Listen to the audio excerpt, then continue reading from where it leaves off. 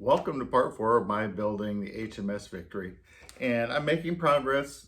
I'm happy with it, much better than the very first attempt that I made. It's been a few years ago now. It was one of the first ships that I ever built, and I did that with very little experience.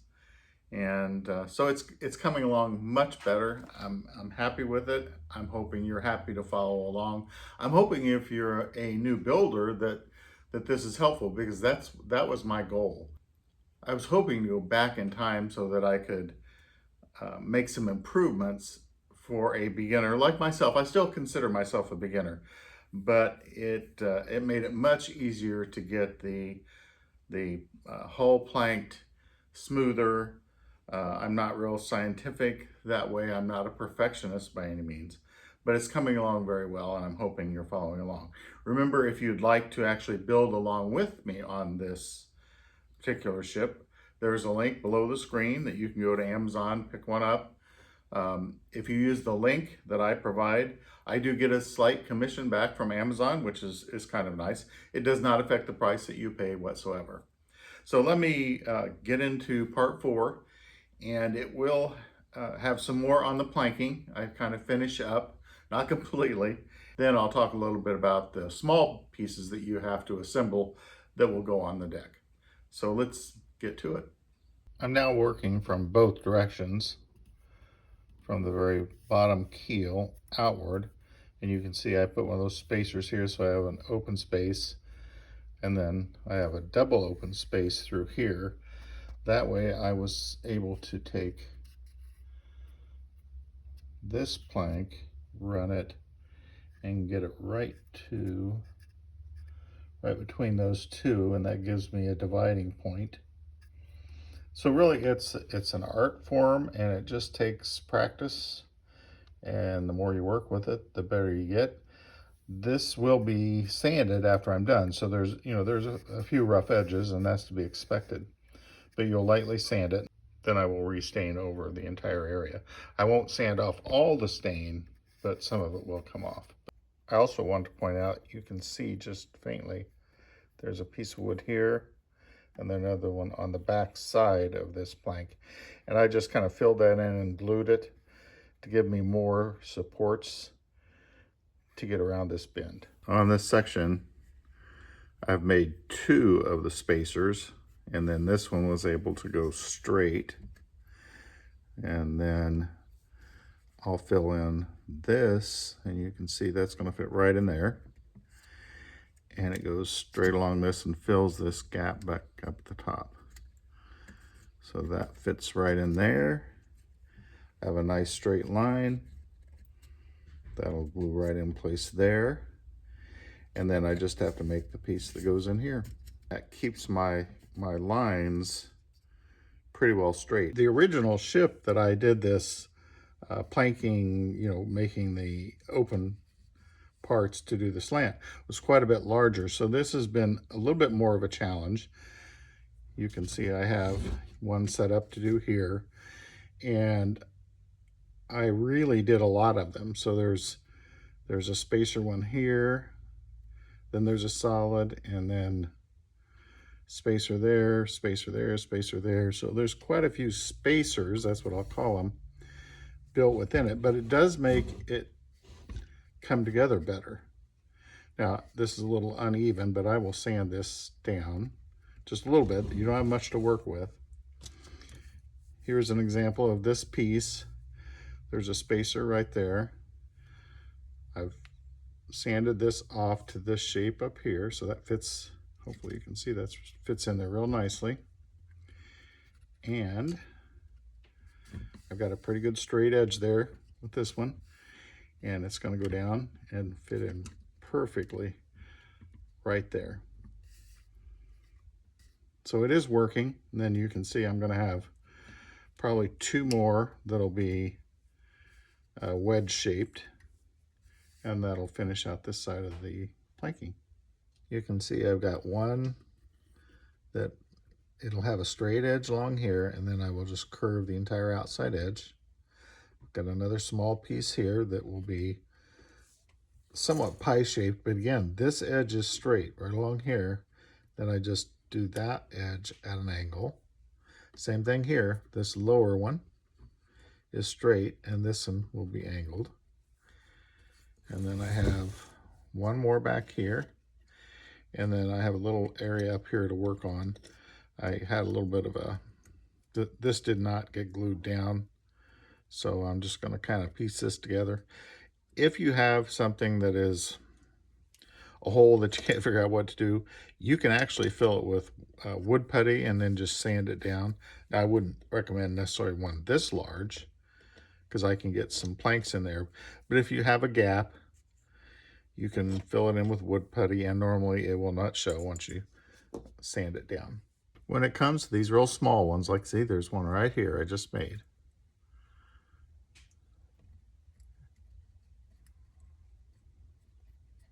Haven't glued it in yet, but it will work just perfectly.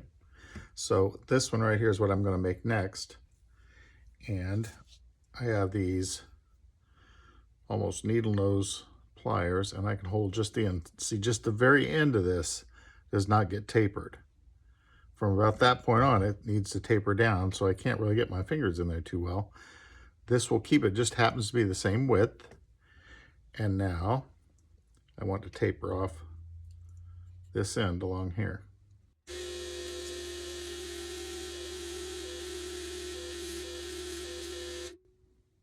You can see I've got that pretty small. I'll probably need to do it some more. So I come back over, test the fit. I can see it's a little bit too thick. So I'll just go back and take off a little bit more. Guessing this one's going to be a little better. Nice fit there. Can I push it down to fit? Almost. It's just got a hair bit. So I will probably just snip this off. This has turned out to be quite the handy tool because it cuts exact. That's a pretty tiny little piece. When you're wedging this in, you can kind of push it in nice and tight. That is going to work because I can back it out just a little bit. Let me put these two pieces in and then I'll work my way towards the back of the ship. When you get to this point and these are so small, rubber bands are probably your best bet to kind of hold them down and hold them smooth till the glue dries. Here's this last one. And again, it's a straight edge closest to me on this end, and then the curved are both on the edges. And if I slide that right in there, and then I will be able to force that down in there, and that'll be my last piece on the center one.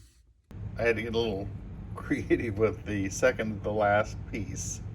So I've got these little supports here pushing inward on the latest piece that I glued in, and you can see there's just a little sliver right there that I'll put a piece in after that dries. I think that's enough on planking. So let's move to the next topic, and that is some of the smaller pieces that you're going to need to assemble that go on that top deck. After you do the initial assembly of a lot of the small parts that go on the deck, the instructions have you put those in place. I'm not necessarily going to do that at this point because I'm going to be turning the ship quite a bit and I don't want to break anything off, so I put the deck in place, but I'm going to wait a little while before I start putting those small parts on.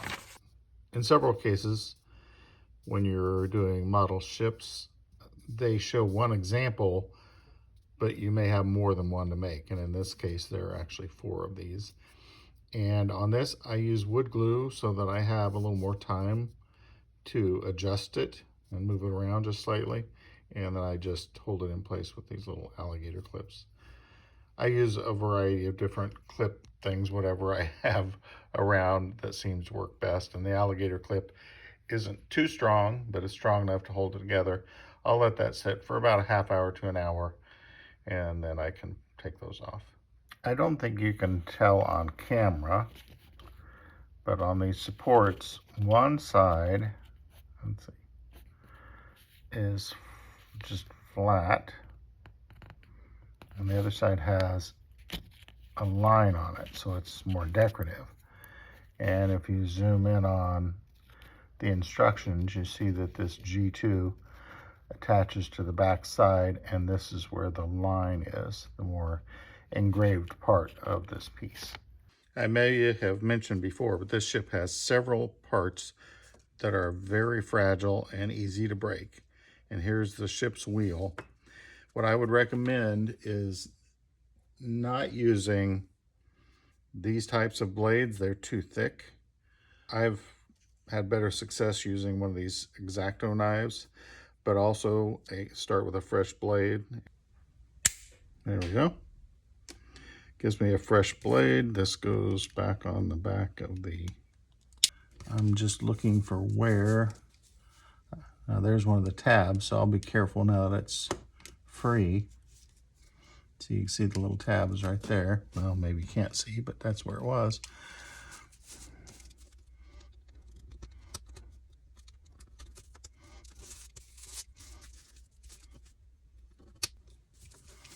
This probably also has a little tab. There, I'm free. So I'm going to turn it over because you can normally see the tab a little better from the back side.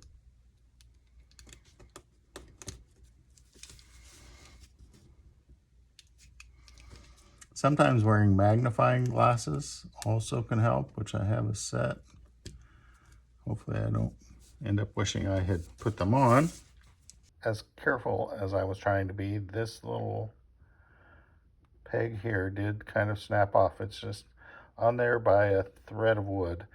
So, but because I stained this prior, I can put a little bit of adhesive glue under that and it'll hold it in place and it won't show. I'm working on this grate and the framing for it. Something that can come in handy. This is just a very small square. And even though you think, you could eyeball that and get it nice and square, you'll find that you can't. And again, using wood glue on this set because it gives me more time to just put it in place like that and let it dry. The next step will be to secure this grate on top of it. It's very difficult to do something like this and get it square, but see, that little square helps out quite a bit. You could probably use a good square small block of wood also if you have one that's true square. The kit comes with these little cannons, but they're not round, they're really flat, which they're okay, you can use them. But I decided to experiment and make my own. So here's my prototype.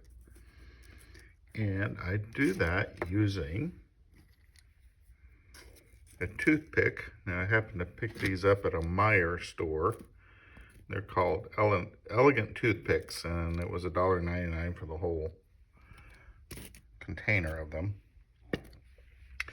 And that brings me to my tool of the day. This is a miniature lathe, and it does come in handy. I use it from time to time. I will put a link in the description. If you're watching the video, if you go below the screen a little bit to the left and click on description, in that you'll find a link where you can purchase this from Amazon. I'm not a paid sponsor for this item. However, if you order from the link, Amazon will pay me a slight commission. It does not affect the amount that you pay. So if you're going to buy one, I'd appreciate it if you would buy it through the link I provide. I've just hand tightened this in, and this is going to be the back end. It needs just a little work on this, and then I need to taper here, and I do it by feel. You could actually measure the length, but I don't care if they're slightly different. Then I use just a simple flat file, and I'm going to taper the front inward, and then I'm just going to shape the back of this to make it look like the back of a cannon.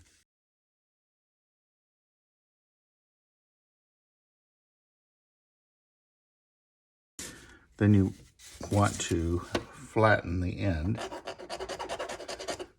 So there's the beginning of my cannon. Then I take some sort of a needle and find the center, make a little starter hole, this very small drill bit, and I have been doing this by hand. I don't want to go too deep because I will split that toothpick. Just give it a couple twists and make it look like there's a little hole in the cannon. Here's another prototype that I've painted black, and I have the little apparatus that holds the cannon barrel. And where's the original? Here's the to compare. And this I made a little bit too short, so that'll probably be a reject, but it gives you an idea of the potential that's there.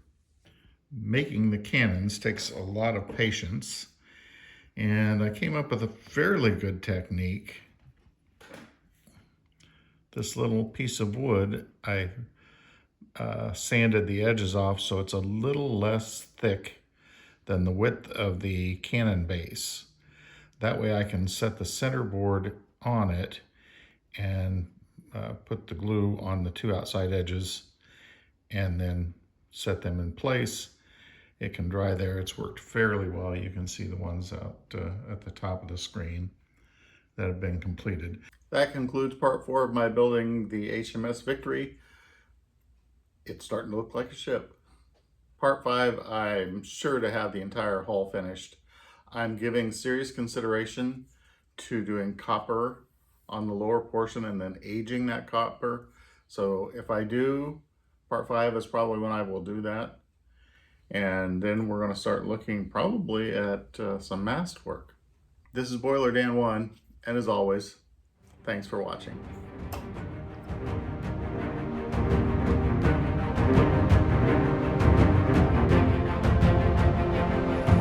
Shoot.